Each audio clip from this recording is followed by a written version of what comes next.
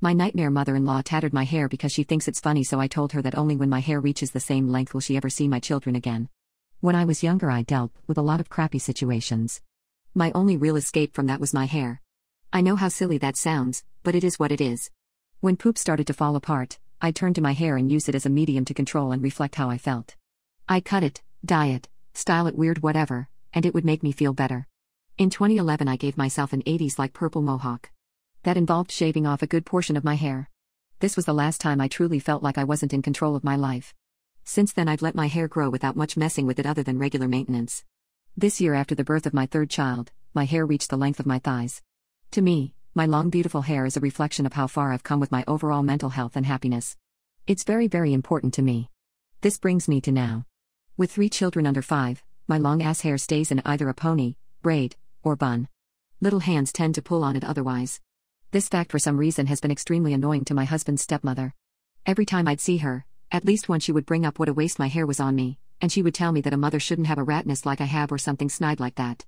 She's annoying and I ignore her for the most part because she just wants attention and I won't give it to her. Until yesterday. Sitting on my father-in-law's couch breastfeeding my youngest, having a pleasant conversation with my husband and father-in-law about what we were watching on the TV. I felt a tug on my hair, and before I could pull completely away, I heard the scissors close. There's my mother-in-law and my 4-year-old standing behind the couch, both laughing as she holds a large portion of what was my bun. The 3 of us turned and stared at her. It was like looking at a cartoon villain. I'm effing devastated and trying not to cry in front of my children. My husband starts yelling, asking her if she is insane. My 4-year-old starts to cry, which is followed by mother-in-law, who tearfully claims it's just a joke, it'll grow back. We thought y'all would laugh.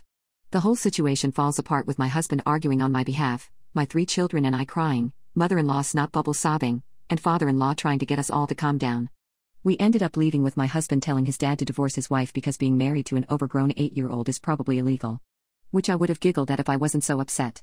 My husband drives us around looking for a stylist who will take a walk in, and I call my sister-in-law to come sit with me.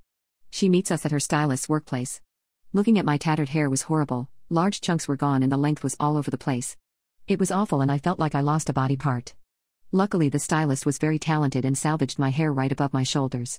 It looks nice, but I'm still sad looking at it. I don't know how long it'll take to get over this. Mother-in-law sent me a couple of half-assed apology texts, like sorry. But don't be a baby, hair does grow, you know, type poop. Update: we went to the police station. The officer I talked to was very kind and was especially concerned that I was holding my baby when mother-in-law came at me with scissors.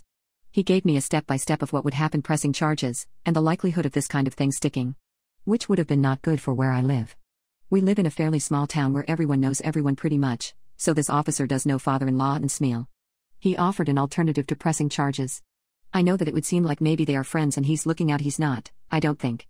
He made a point that he would help me if pressing charges was the route I wanted, focusing more on the fact I was holding the baby, not my hair. Which was fine by me. Anyway, he offered to make a stop at the in-law's place off duty and explain the gravity of what she had done to both father-in-law and Smeal.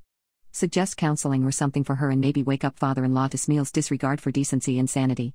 Talking with my husband and sister-in-law, I decided for Phil's and my children's sake, I wouldn't press charges, and only made a report with the officer and let him make the stop. So there is a record now with printed text and the before and after pics for proof. God forbid she escalates, I'll have a paper trail already started. Presumably, after the officer made the stop, my husband got a call from his dad. My husband answered and they talked for a good hour before passing off the phone to me. I insisted I would only speak to father-in-law. I wasn't and still am not willing to speak to or see Smeal.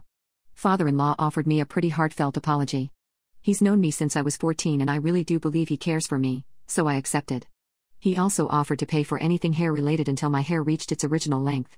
Which I took the opportunity to not only accept but add the condition that only when my hair reaches that length again, is Smeal allowed to see my children and myself. Father-in-law didn't even try to protest after asking if he was still allowed over to see his grandchildren, which he is.